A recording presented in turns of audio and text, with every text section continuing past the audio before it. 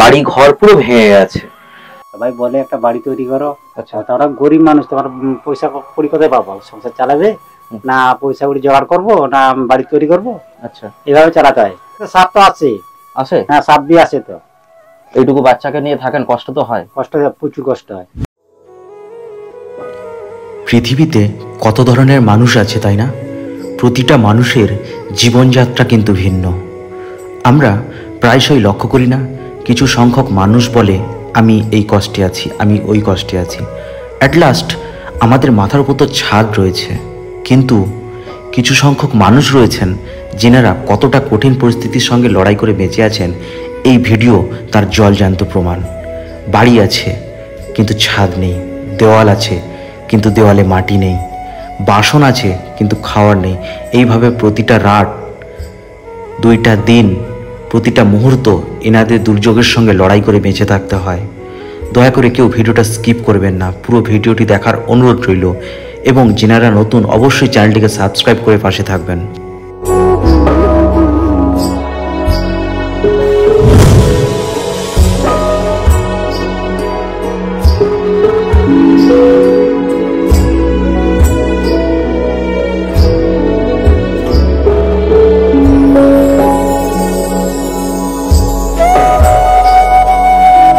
Finally friends, আজকে আমরা পৌঁছেছি এরকম একটা বাড়িতে যেখানে এখন বর্ষার সিজনে আপনারা দেখছেন যে 2-3 দিন ধরে প্রচুর বৃষ্টি হচ্ছে আমাদের মানে দক্ষিণবঙ্গে। তো সেরকমই আমি রাস্তা দিয়ে মোটামুটি যাতায়াত করি কন্টিনিউ। তো এই বাড়িটা আমি অনেকবারই দেখেছি যে পুরো ভগ্ন অবস্থায় রয়েছে। তো বাড়িটা জাস্ট আমার পেছনেই আপনারা দেখতে পাচ্ছেন। বাড়িতে দাদার সঙ্গে কথা হয়েছিল একদিন আমি আসবো বলে, আর আসার সুযোগ হয়নি। তো যেহেতু 2 দিন ধরে প্রচুর বৃষ্টি হচ্ছে, কালকে আসার প্রোগ্রাম ছিল, কালকে আসতে পারিনি, আজকে চলে এসেছি। তো এই কাকু হচ্ছে এই বাড়ির ওনার। তো কাকু কেমন আছেন? ভালো আছি, কোনো রকম করে ভালো আছে, ঠিক ভালো নয়। আচ্ছা, আপনার নাম কি? আমার নাম মঙ্গল নায়ক। তো আপনারা কি এই বাড়ির মধ্যেই থাকেন? হ্যাঁ হ্যাঁ, এই যে একটা বৃষ্টি তার মধ্যেও এই বাড়িতে আছে। আর একটা কথা বলে রাখি, এই বাড়িটা হচ্ছে রাস্তা থেকে কিন্তু অনেকটাই নিচে। তো আমার মনে হয় জলটা ঢুকে যায়।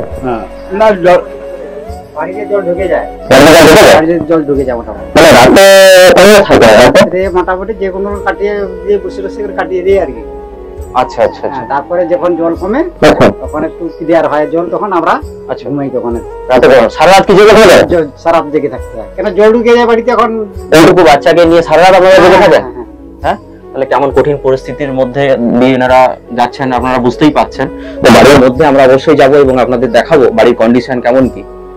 আমরা একটু বাড়ির ভেতরে যাব, দেখবো কেমন পরিস্থিতি কি। তো চলুন একটু যাওয়া যাক বাড়ির ভেতরে।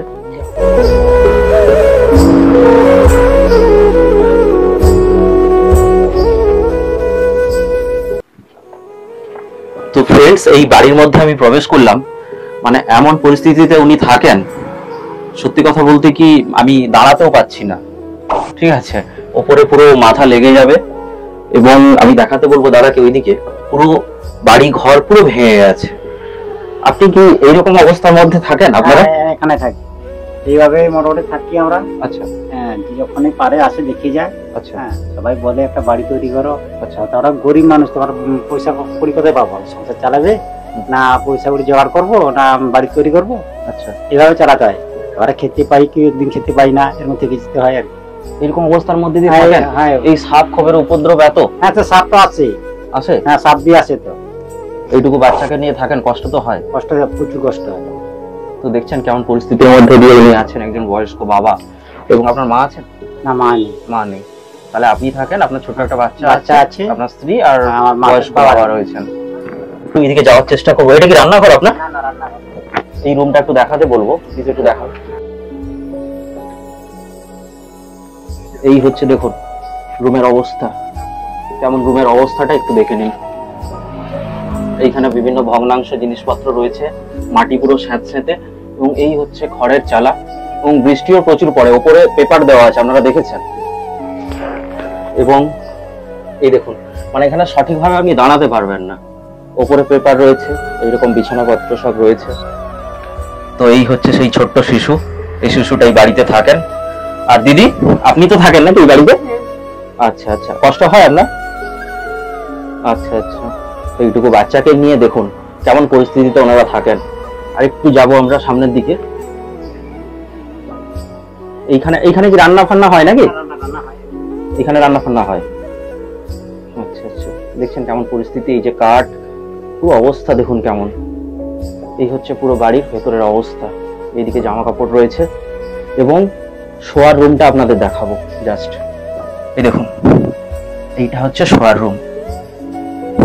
কি অবস্থা, এদিকে মাটি পুরো ভেজা, এই হচ্ছে বিছানা, এই মশারি, চারিদিকে ফাঁকা, দেয়ালপত্র সব ফাঁকা। দেখেছেন কি পরিস্থিতির মধ্যে রয়েছেন ওনারা। তো সত্যি কথা বলতে খুবই খারাপ লাগছে। তো সেই জন্য আমি আজকে এলাম ওনার বাড়িতে। চলুন বাইরে গিয়ে আমরা কথা বলছি। বাড়ির ভেতর তো আপনারা দেখলেন। তো এখানে বিভিন্ন প্রতিবেশীরা রয়েছেন।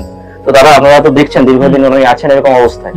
হ্যাঁ, তো মোটামুটি কেউ কি এসছে সহযোগিতা করতে? না, কেউ আসেনি, কেউ আসেনি, কোনো পার্টিও আসেনি।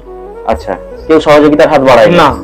আচ্ছা আচ্ছা, তো মোটামুটি আজকে আমি এসছি, আমি কন্টিনিউ যাতায়াত করি রাস্তা দিয়ে। তো আজকে মনে হলো না একটু যাই, কথা বলি, এবং আমার ভিডিও থ্রু যদি কেউ ওনাকে সাহায্যের হাত বাড়ায় তাহলে আমার মনে হয় উনি উপকৃত হবে। এই বয়সে উনি আছেন এরকম বাড়িতে এবং এইটুকু বাচ্চাকে নিয়ে দাদা থাকেন। এমনি তো সাপ খোপের উপদ্রব আমাদের গ্রাম অঞ্চলে প্রচুর রয়েছে। তো মোটামুটি বাড়ি ঘর তো আপনারা দেখলেন, সবকিছুই দেখলেন। তো এই যে ইনি কাকু আছেন এখানে, খুবই বয়স্ক মানুষ, এবং দাদাও আছে সামনে। তো এখন তো সব জায়গায় বৃষ্টি হচ্ছে, বন্যার পরিস্থিতি তো রয়েছে বিভিন্ন জায়গায়। তো আমরা কিছু শুকনো খাবার নিয়ে এসেছিলাম, যতটুকু সামর্থ্য আমাদের আমরা চেষ্টা করি মানুষের পাশে থাকার। আপনারা দেখেছেন আমার প্রতিটা ভিডিওতে। তো সেই জন্য কিছু শুকনো খাবার আছে, স্যার এসছেন, স্যারকে বলবো একটু কাকুর হাতে তুলে দিতে। কাকু অসুস্থ নাকি? অসুস্থ লাগছে আপনাকে? আপনি দাঁড়াতে পারবেন? আচ্ছা, একটু দাঁড়ান তাহলে।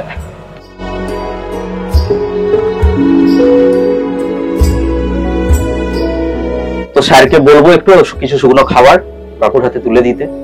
তো এটা রাখুন, কিছুদিন খাওয়া দাওয়া করবেন, ঠিক আছে? ভালো থাকবেন। আর একজনের সঙ্গে কথা আমি বলেছি, একটা বিপদ আমি পাই, তো আমি এসে কাকুর হাতে তুলে দিয়ে যাব। আমি কন্টিনিউ দিক দিয়ে যাতায়াত করি। তো আর একটা কথা বলি, কাকু খুবই বয়স তো অনেকটাই হয়েছে দেখলাম, আর দাদা একা। তো যদি কোনো সুবিধা অসুবিধা হয়, যদি ওষুধপত্র কোনো প্রয়োজন হয়, আমার নাম্বার দিয়ে যাব, আপনি আমার সঙ্গে অবশ্যই যোগাযোগ করবেন, ঠিক আছে? ঠিক আছে। সর্বশেষ একটাই কথা বলি, এখানে আমরা সবাই আছি এবং কিছু গ্রামবাসী এনারাও রয়েছেন। দাদা, আপনার কি নাম্বার আছে? না, আমার নাম্বার নেই। আচ্ছা, দাদার পার্সোনাল কোনো নাম্বার নেই? নাম্বার নেই। আপনারা যদি এই মানুষটার পাশে দাঁড়াতে চান তাহলে ডেসক্রিপশনে আমার নিজের নাম্বার আমি দিয়ে রাখবো, অবশ্যই আমার সঙ্গে যোগাযোগ করুন।